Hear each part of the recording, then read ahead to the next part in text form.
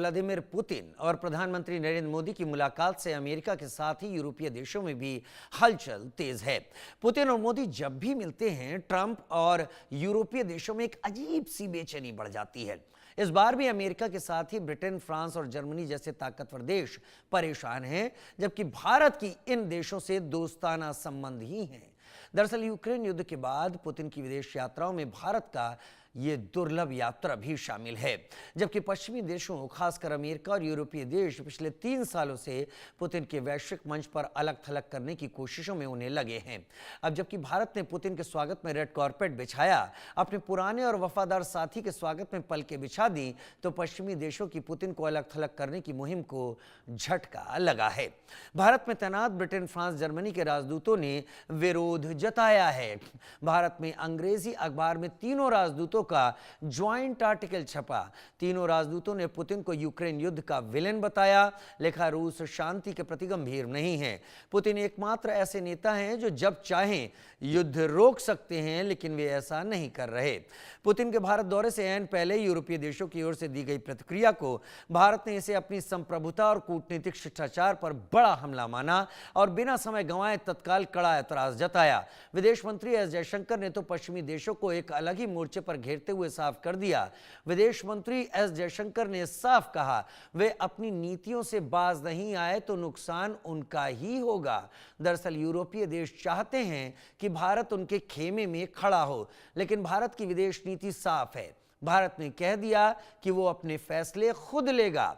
भारत का रूस के साथ खड़ा होना पश्चिमी देशों को अपने अहंकार पर चोट जैसा लग रहा है, क्योंकि पश्चिमी देशों का मानना है कि जो उनके साथ नहीं वो उनके खिलाफ है, जबकि भारत रूस और यूरोपीय देशों के साथ संतुलन बनाकर चल रहा है।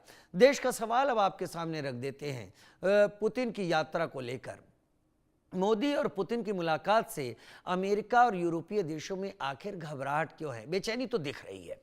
क्या मोदी पुतिन की दोस्ती से मजबूत होते एशिया में पश्चिम देशों की बौखलाहट है कि अगर एशिया मजबूत हो गया तो पश्चिमी देशों का एक मार्केट चला जाएगा? पुतिन को अलग थलग करने की अमेरिका और यूरोपीय देशों की रणनीति फेल हो रही है क्या? ब्रिटेन, फ्रांस और जर्मनी की अनर्गल बयानबाजी पर भारत के करारे जवाब पर क्या कोई असर पड़ेगा? क्या इनके साथ संबंधों में कोई तल्खी आएगी? क्योंकि जाहिर सी बात है, इन देशों ने कूटनीतिक जो दोस्ती है उसे तोड़ने की कोशिश जरूर की है। मेजर जनरल राजन कोचर सीनियर डिफेंस एक्सपर्ट के तौर पर मेरे साथ जुड़ गए हैं। संजीव श्रीवास्तव विदेश मामलों के जानकार के तौर पर मेरे साथ इस वक्त जुड़ गए हैं। सबसे पहले संजीव भाई, मैं आपका ही रुख करूंगा क्योंकि फॉरेन अफेयर से जुड़ा हुआ मामला है, फिर स्पेसिफिक डिफेंस रिलेटेड डील या बाकी समझौतों को लेकर मैं राजन कोचर सर आपके पास विस्तार के लिए आऊंगा। लेकिन संजीव जी, शायद पहली बार हुआ होगा कहीं भी किसी भी देश में किसी भी राष्ट्राध्यक्ष की विजिट पर किसी तीसरे देशों के 3 अलग अलग देशों के राजदूतों ने ज्वाइंट आर्टिकल लिख दिया हो और उसमें इस यात्रा को लेकर सवाल खड़े किए गए हों। भारत ने कड़ा प्रतिरोध जताया।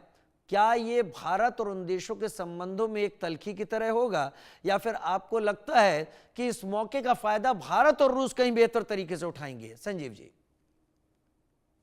राजीव जी, भारत और रशिया के बीच के जो संबंध है वो टाइम टेस्टेड रिलेशनशिप है और इससे आशय बिल्कुल स्पष्ट है कि जब कभी भी इन दोनों राष्ट्रों के ऊपर कोई चुनौती आती है तो ये सच्चे मित्र की भांति एक दूसरे के साथ मजबूती के साथ खड़े रहते हैं और जब कभी दबाव अगर ज्यादा बढ़ता है तो भारत और रशिया और भी ज्यादा मजबूती के साथ एक दूसरे के साथ अपने संबंधों को बना लेते हैं। और ये जो इतिहास इसका रहा है, 1971 का जो भारत पाकिस्तान का युद्ध रहा, बांग्लादेश का जन्म हुआ, उस समय जो सोवियत यूनियन ने जो हमें मदद प्रोवाइड कराई थी, उसके साथ साथ पूरे शीत युद्ध के समय में आप देख लीजिए तो यूनाइटेड नेशंस सिक्योरिटी काउंसिल हो और अंतर्राष्ट्रीय मंचों पर जब कभी भी पाकिस्तान ने भारत को घेरने की कोशिश की, कश्मीर के विषय को उठा करके जो भारत का नितांत आंतरिक मामला था, भारत के ऊपर दबाव बनाने की कोशिश की, कोई रेजोल्यूशन इत्यादि लाने की कोशिश की, तो रशिया भारत के लिए एक कवच, एक ढाल बन करके खड़ा रहा।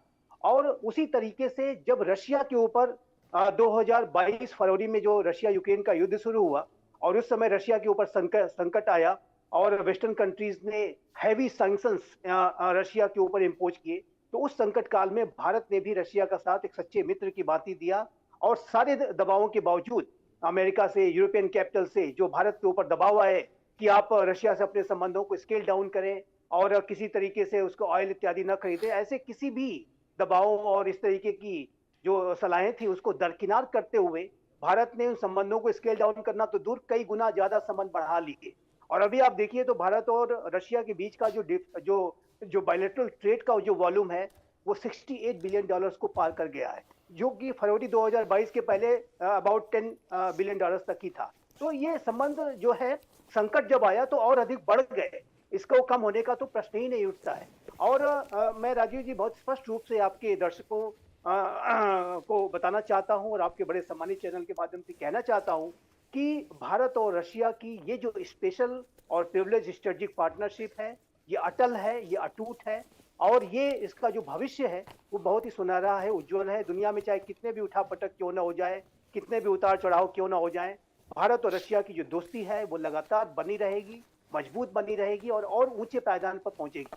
ये जो राष्ट्रपति पुतिन की यात्रा है 4 वर्षों के बाद हो रही है। 6 दिसंबर 2021 को पिछली बार राष्ट्रपति पुतिन भारत आए थे और फरवरी में जाहिर है 2022 में रशिया यूक्रेन का युद्ध शुरू हो गया और उसकी वजह से रशिया एक वॉर टाइम सिचुएशन में था। आज भी ये युद्ध चल रहा है, लेकिन अब जब एक युद्ध में की समाप्ति को लेकर के बातचीत की प्रक्रिया चल रही है, तो ऐसे में ये जिस तरीके के यात्रा के लिए राष्ट्रपति पुतिन ने अब ये निश्चित किया कि वो भारत जाएंगे, तो इससे ये स्पष्ट रूप से पता चलता है कि भारत को एक विशेष महत्व देते हैं। जैसे कि हम कहते हैं ये जो संबंध है ये स्पेशल रिलेशनशिप है, ये प्रिविलेज्ड रिलेशनशिप है, ये टाइम टेस्टेड रिलेशनशिप है।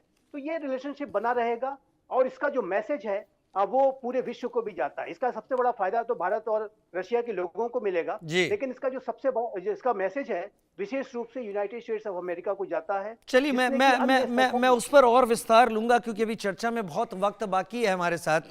और इस बीच हमारे साथ विपिन शर्मा जी भी सीनियर जर्नलिस्ट के तौर पर जुड़ गए हैं। विपिन जी, बहुत स्वागत है आपका हमारे साथ इस वक्त जुड़ने के लिए।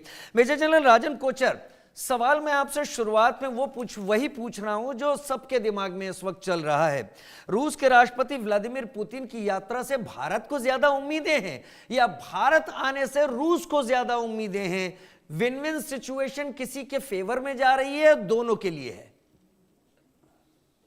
बहुत अच्छा सवाल है, बिकॉज हम सबके जहन में ये सवाल है कि रशिया भारत के पास क्यों आना चाहता है और भारत रशिया से अपने आप को और कैसे मजबूत कर सकेगा। तो ये दो इम्पॉर्टेंट पहलू हैं। पहले मैं रशिया की बात करता हूँ। आज रशिया जिस दौर से गुजर रहा है, एक चीज़ तो साफ है कि यूक्रेन की लड़ाई मुझे लगता है जल्दी ख़त्म होने वाली है। इंडिकेशंस क्लियर आ गई और कल जो स्टीव विटकॉक की मीटिंग हुई थी पुतिन के साथ, वो भी पॉजिटिव गई है।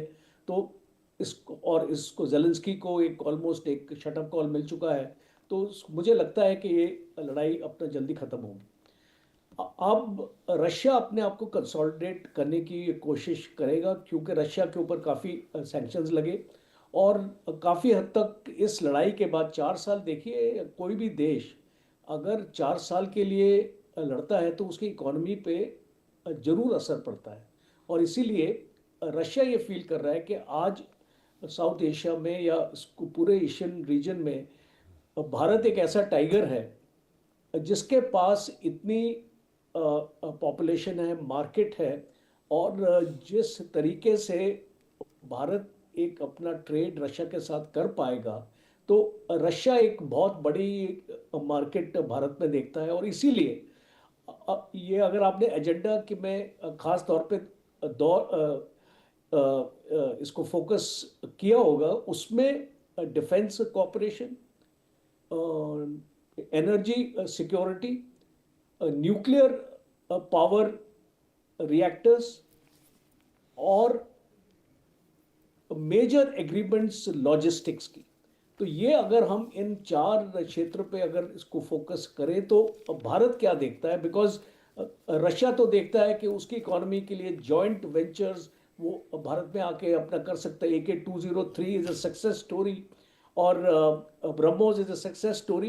तो क्या S-400 भी एक सक्सेस स्टोरी बनेगी भारत में अगर रशिया आ जाता है? तो क्या Su-57 भी एक सक्सेस स्टोरी बनेगी अगर भारत इसको रशिया अगर भारत में आ जाते, और रशिया ने कमिट भी कर दिया कि वो ट्रांसफर ऑफ टेक्नोलॉजी आपको देने के लिए तैयार है। ऐसा कौन सा देश है आप मुझे बताइए जिसने भारत को टेक्नोलॉजी दी? अमेरिका अपने आप को क्लेम करता है कि वो बहुत अच्छा देश है भारत का। क्या अमेरिका ने हमको जेट इंजन की टेक्नोलॉजी दी है?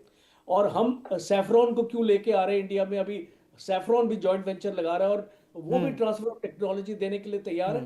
तो बॉटम लाइन है कि भारत के लिए ये बहुत इम्पोर्टेंट दौरा है। और एक इम्पोर्टेंट एस्पेक्ट, एक पहलू जिसके बारे में किसी ने नहीं उसको जिक्र किया है कि 60 to 70% जो लेगेसी इक्विपमेंट है आर्म्ड फोर्सेस का, T-72, T-90, आपका सुखोई, आपके MiG-29, आपकी जो नेवी की जो एयरक्राफ्ट कैरियर्स और आपकी वॉरशिप सबमरीन्स, वो सारी रशियन ओरिजिन की है।